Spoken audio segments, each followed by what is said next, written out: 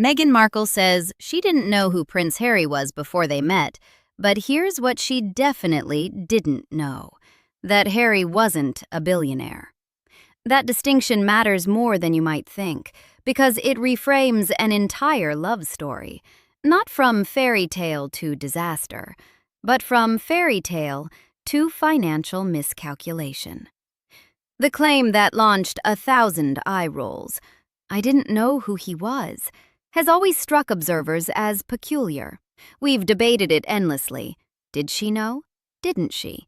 Could anyone actually believe that a grown woman in 2016 had never heard of Prince Harry, the ginger prince who'd been tabloid fodder since birth?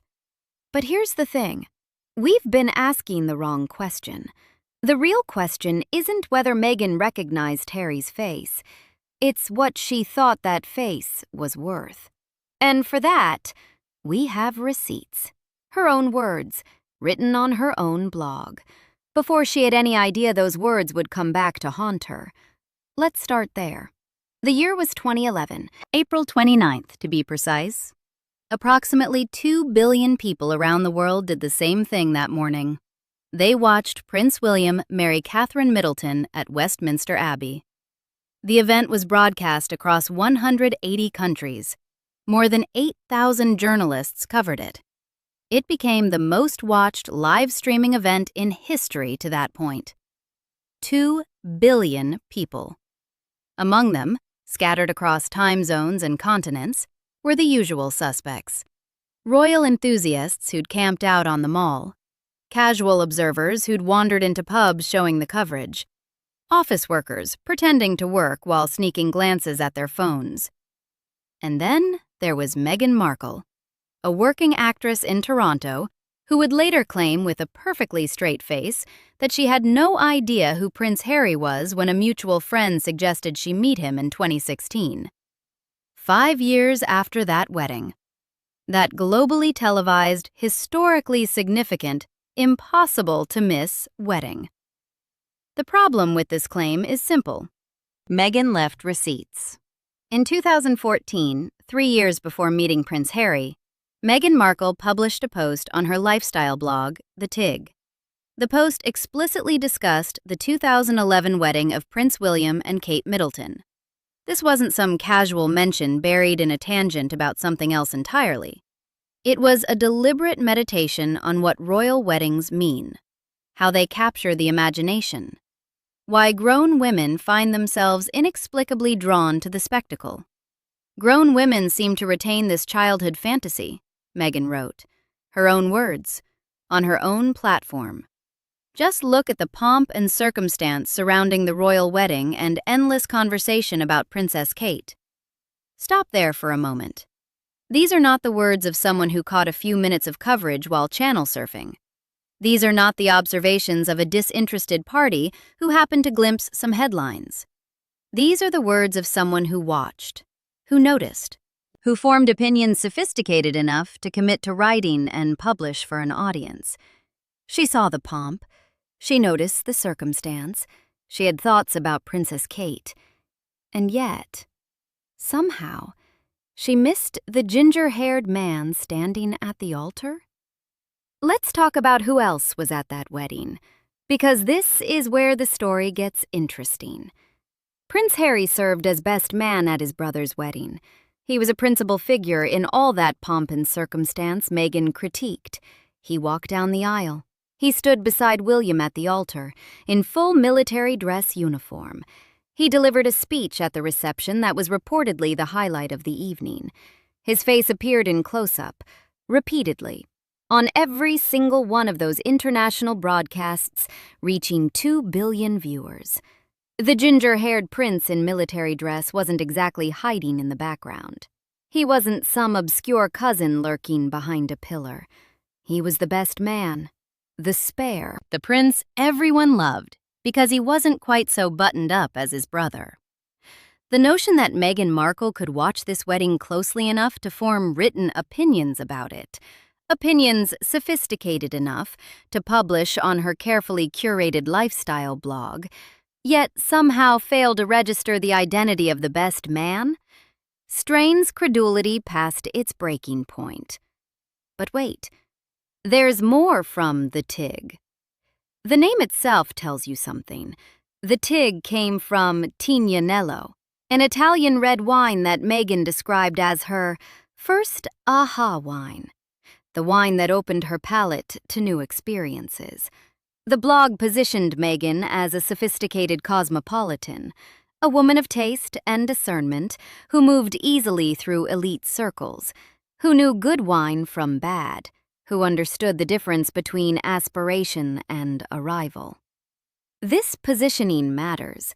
It matters because it contradicts the naive American persona she would later deploy in engagement interviews. A woman who names her blog after a $70 bottle of Italian wine and writes cogent cultural commentary about royal spectacle is not a woman unfamiliar with ambition, or aspiration, or exactly how wealth and status operate in the world. Sky News Australia's Cara Kennedy reviewed the archived TIG posts after they were deleted in 2017. Her assessment? Meghan seemed to be quite fixated on the royal family and had loved Diana and the Queen. Fixated. Her word, not mine. This wasn't passing interest. This wasn't the idle curiosity of an American with no particular investment in British institutions. This was documented fascination, preserved in digital amber before someone realized it might become inconvenient. And that's exactly what happened. The deletion, I mean. The TIG went dark in 2017. Meghan presented this as a practical necessity. She was entering a new life and needed to focus on her royal duties, which sounds reasonable enough. Who has time to run a lifestyle blog when you're learning to curtsy to the Queen? But the timing was also remarkably convenient. Deleting the blog meant eliminating a searchable archive of her pre-Harry opinions, including opinions that might contradict her emerging narrative of innocent ignorance. It was a purge of the historical record. And while it couldn't eliminate cached copies and archived versions, the internet never truly forgets. It did make the evidence harder to find, easier to dismiss, more work for anyone trying to fact-check the fairy tale. Those who took the time to recover the archived content found exactly what you'd expect: a woman who knew precisely what she was doing, who understood the value of the brand she was cultivating, who had invested considerable thought in how wealth, status, and celebrity intersect. The TIG was aspirational content for aspirational people. It was a vision board in blog form. So, the careful observer is left with a binary choice. Either Meghan Markle watched the 2011 royal wedding attentively enough to write cogent commentary about it, but somehow failed to notice the ginger-haired prince standing at the altar in military dress uniform. Or she knew exactly who Prince Harry was and calculated that claiming ignorance would make their love story sound more romantic, more serendipitous. More like a fairy tale in which an ordinary American girl stumbled accidentally into royalty. The evidence overwhelmingly supports option 2. She knew who Henry was. The question is what she thought he was worth. November 2017, the engagement interview. This is a ritual for incoming royal brides, a carefully managed media appearance designed to introduce the future princess to the British public and the Commonwealth. The whole thing is scripted, stage-managed, about as spontaneous as a coronation. Harry and Meghan sat down with the BBC. The cameras rolled, the questions came, and Meghan deployed a claim so brazen, so easily disprovable, that it would become the foundational text of an entire cottage industry dedicated to fact-checking her statements. I did not have any understanding of just what it would be like. On its surface, you could interpret this charitably. She didn't understand what being a working royal would be like day to day. Fair enough. Nobody does until they're in it. The fishbowl existence, the endless scrutiny, the bizarre combination of privilege and prison. But context matters. In the broader frame of that interview, where she discussed meeting Harry and suggested she knew little about him beforehand, the implication was unmistakable. She was presenting herself as the naive American who stumbled into this fairy tale without knowing what she was getting into. She was selling innocence, crafting narrative, performing ingenue. BBC journalist Mishal Hussain conducted that engagement interview. Years later, Hussain would push back against Meghan's characterization of the event. Hussain stated there was no indication of future estrangement at the time. The journalist who sat across from Meghan in 2017 saw a confident, prepared woman who knew exactly what she was doing, not a confused outsider who'd accidentally wandered into an alien world, a professional performer, delivering her lines. The lines just didn't hold up under subsequent scrutiny. You cannot blog about the royal wedding in 2014 using language that suggests familiarity and engagement with the institution, then claim in 2017 that you had no understanding of any of it. The timeline doesn't work. The documented evidence doesn't support it. And yet, the claim was made. Harry sat beside her, nodding along. Millions of viewers watched. Some were charmed. Others started collecting receipts. The engagement interview claim became a touchstone for Meghan skeptics because it represents what they see as a fundamental pattern, the crafting of narrative that sounds appealing but doesn't survive contact with evidence. The performance of a role that contradicts the documented record. The confidence that no one will bother to check.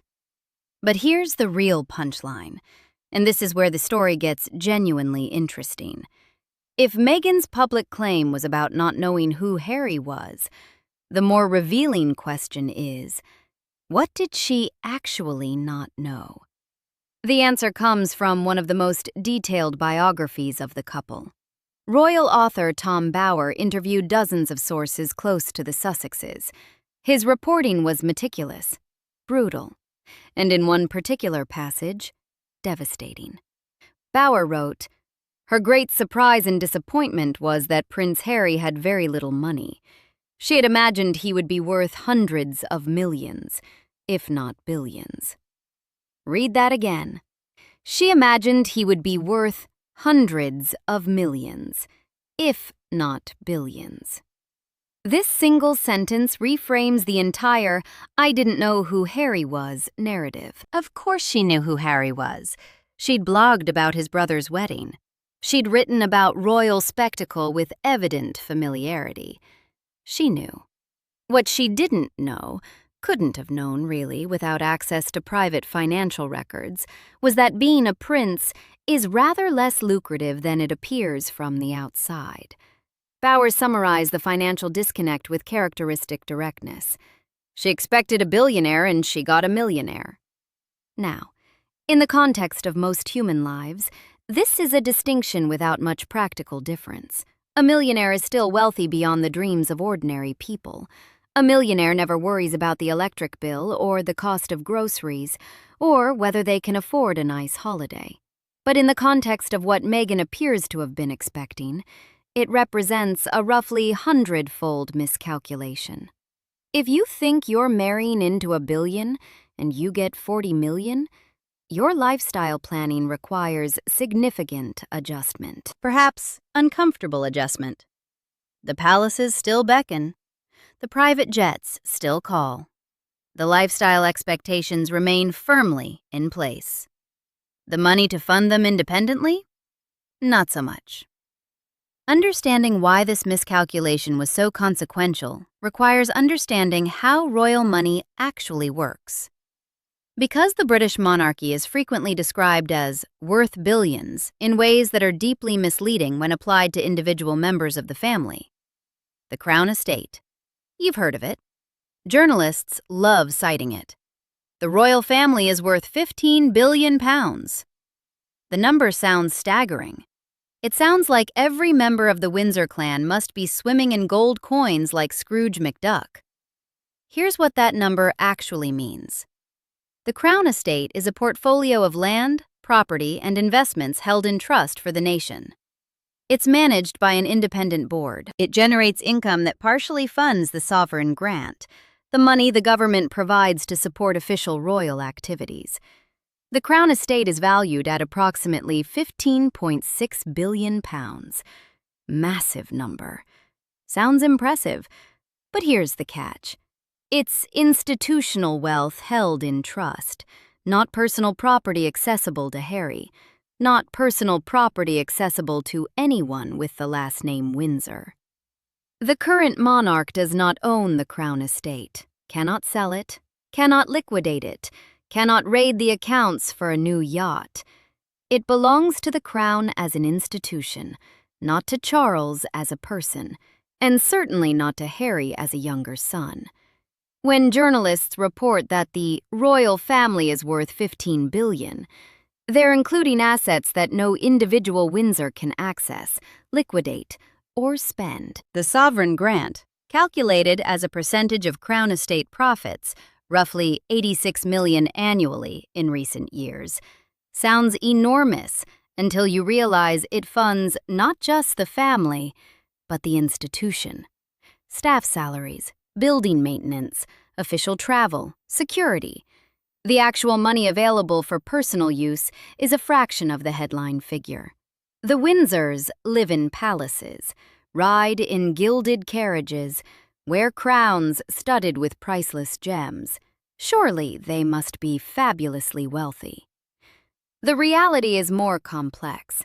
The institution is wealthy. The individuals within it are comfortable but constrained. They cannot liquidate Buckingham Palace and split the proceeds. They cannot auction the crown jewels for spending money.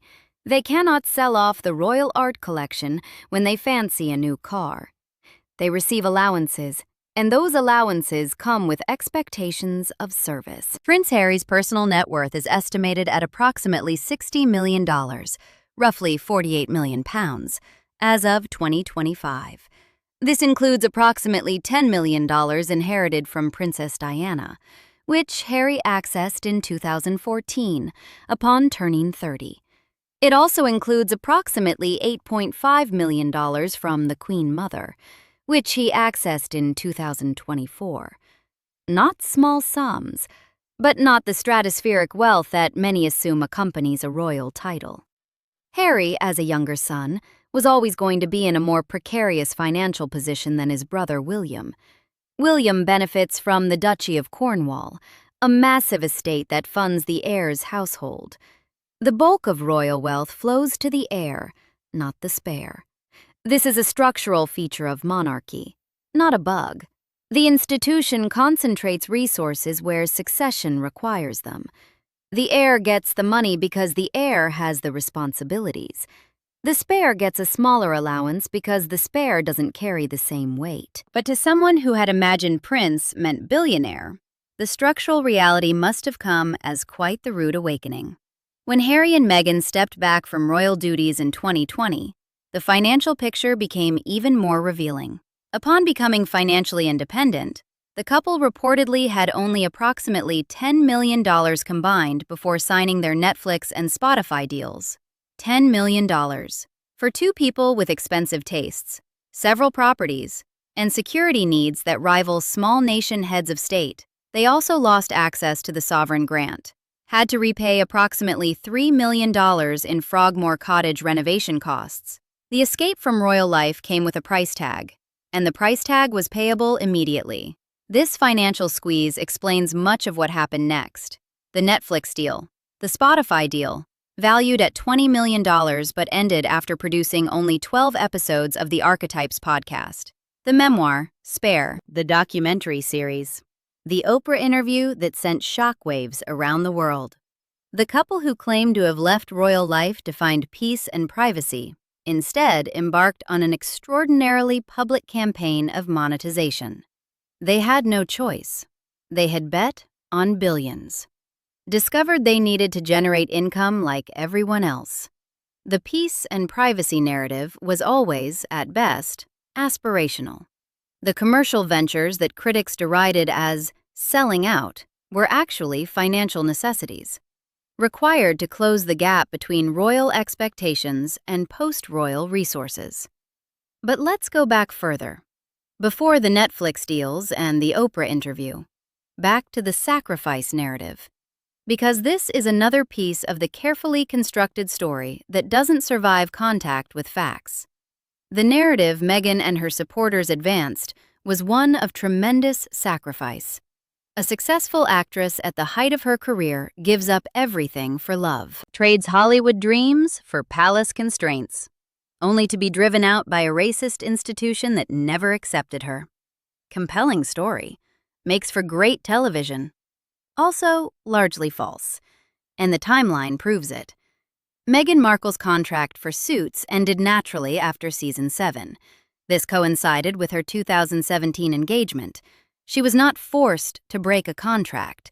She was not walking away from guaranteed years of employment. The contract was expiring. The character's story was winding down. The show's creator had already decided to write her out. This single fact demolishes the sacrifice narrative before it gets started. Aaron Korsh created Suits. He knew about Meghan's relationship with Harry a full year prior to the engagement, and he proactively decided to write her character out before any royal demand was made. Nobody forced Meghan off the show. Rachel Zane was being wrapped up regardless of whether Meghan married a prince or a plumber or moved to an ashram in India. Let's put this in context. Suits premiered in 2011, the same year as William and Kate's wedding that Meghan would later blog about. She joined the cast in the pilot episode as Rachel Zane, a paralegal at a fictional New York law firm. The show aired on USA Network, a cable channel known for light procedural programming. The kind of competent, forgettable entertainment that fills schedule gaps between prestige productions. Suits was successful by cable standards. It ran for 9 seasons, but it was never a major prestige production, never a launching pad for movie stardom. Actors on USA Network shows typically remain television actors. That's not a criticism. That's just a description of career trajectories in the industry. Meghan's role on Suits was supporting, not leading. Rachel Zane was part of an ensemble cast, not the protagonist around whom the narrative revolved. The show's marketing focused primarily on the male leads. Meghan's position was secure, her salary presumably comfortable. But this was not a trajectory toward A-list status. By 2017, when she became engaged to Harry, Meghan was 36 years old. No major film credits, no indication that movie roles were forthcoming. The odds of a cable TV actress in her mid-30s breaking into leading movie roles are not zero, but they're not favorable. Hollywood has a word for actresses in that position: working. And here's the thing nobody likes to mention. Suits continued for 2 additional seasons after Meghan's departure. It ended in 2019, 2 years after she left. If her presence had been essential to the show's success, it would have ended with her. It didn't. The show was fine without her. Her character's storyline was resolved, and the series continued to its natural conclusion.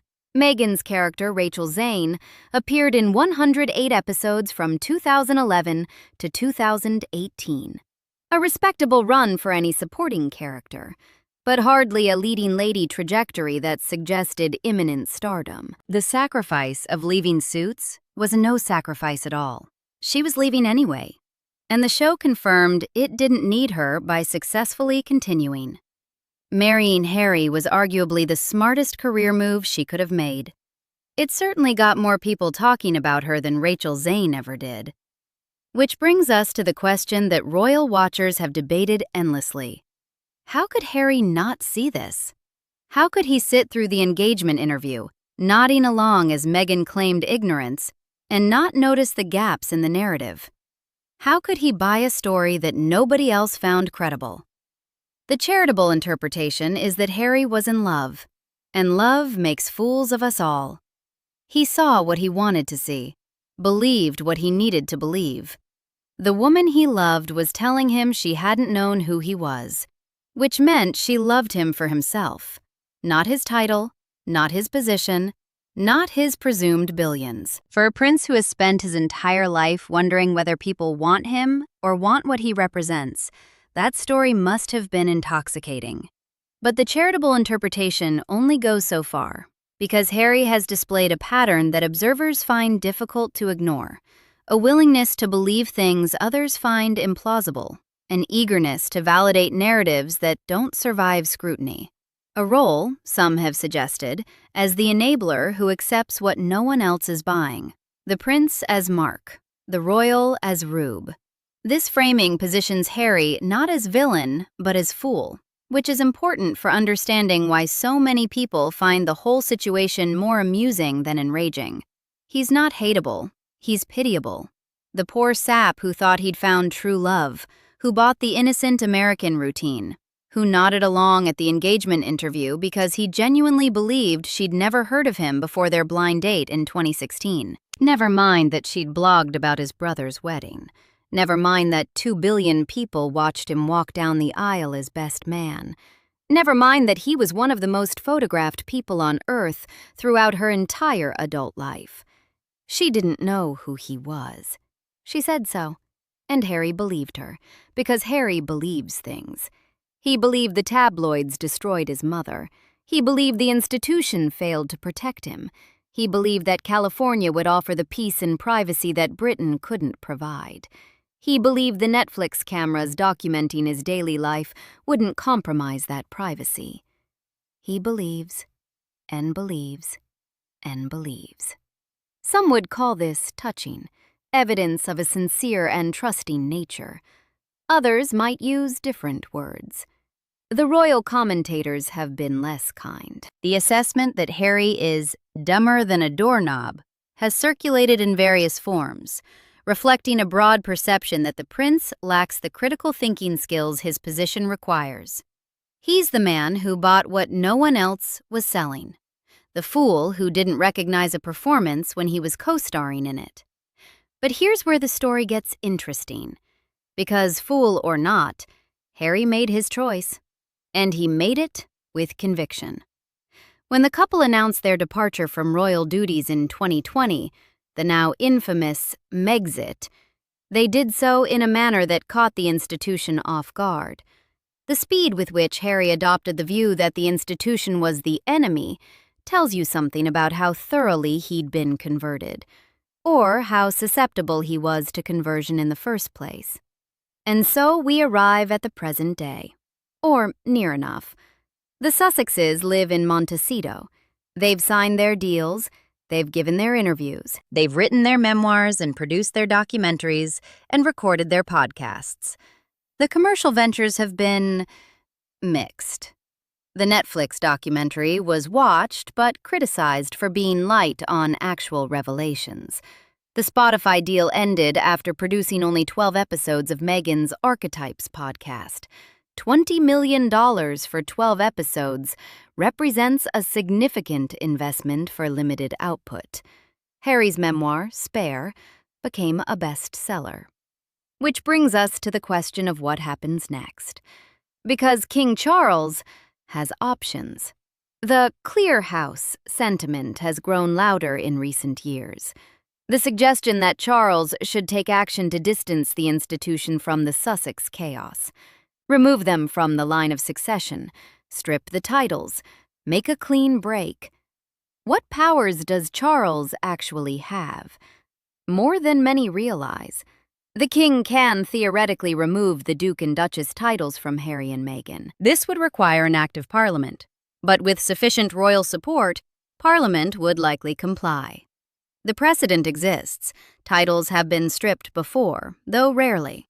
Changes to the line of succession are more complicated, would require legislative action across all Commonwealth realms, but not impossible if the political will existed.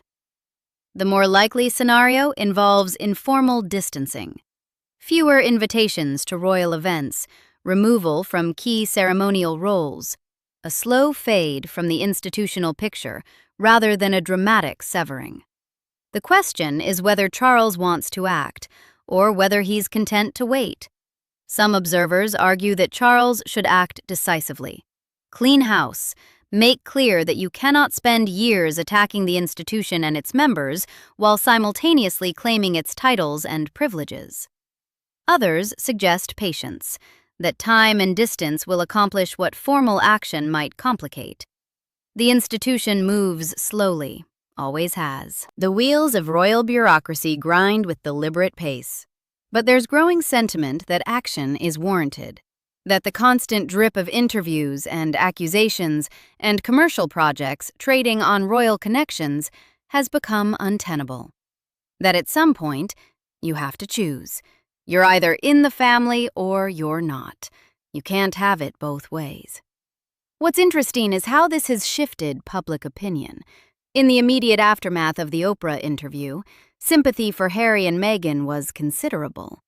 The accusations of racism, the claims about mental health struggles, the portrait of an uncaring institution that failed to protect a vulnerable woman. Compelling narrative, moved people. But the subsequent years have been less flattering. The commercial deals that seemed to prioritize profit over privacy. The memoir that aired grievances while demanding reconciliation. The documentary that promised truth but delivered vagueness. The endless cycle of accusations and half-apologies and fresh accusations. The public has grown weary. And in that weariness, a different narrative has emerged. One that views the Sussexes not as victims, but as opportunists. Not as refugees from an uncaring institution, but as defectors who miscalculated their leverage. Which brings us back to where we started. The only thing Meghan didn't know about Harry. She knew who he was. The TIG proves it. The 2011 wedding proves it. The obsession with royal spectacle proves she knew. The sophisticated commentary on royal spectacle proves it. She knew. What she didn't know was that the prince came with a palace, but not a fortune. That the institution controlled the money, not the man. That the titles and the tiaras and the gilded carriages weren't convertible to cash. She expected a billionaire and got a millionaire. And when the millions proved insufficient for the lifestyle she'd imagined, she and Harry began the monetization campaign that continues to this day. Netflix, Spotify, memoirs, documentaries, speaking fees, brand partnerships. The peace and privacy were casualties. But then, perhaps they were never really the point. There's a particular irony in all of this. Meghan criticized the institution for being cold, calculating, and concerned primarily with protecting itself. But the archived blog posts, the deleted TIG, the engagement interview performance, the carefully constructed sacrifice narrative. What does all of that suggest if not calculation? The difference is that the institution has centuries of practice. It knows how to wait, how to manage, how to outlast those who challenge it. The Sussexes are learning that operating outside the institution means operating without its resources, without its protection, without its patience. They have their deals, their platform, their story to tell. But the story keeps shifting. The claims keep accumulating. And with each new revelation, her own words contradicting her own narrative, the fairy tale becomes harder to maintain. The TIG posts sit in internet archives. The engagement interview remains on record. The biographers have done their work, and the question that seemed so important in 2017, did she know who he was, has been replaced by a more interesting question. What did she think he was worth? The answer, apparently, was considerably more than £48 million. The gap between expectation and reality, between the billions she imagined and the millions she got, between the institutional wealth she assumed was personal and the personal wealth that was merely comfortable. That gap explains so much of what followed: the departure, the deals, the documentaries, the desperation. Not a love story, a business calculation, one that didn't quite work out as planned. The institution endures. It always does. Kings come and go. Princesses arrive and depart. Scandals flare and fade. But the crown estate remains.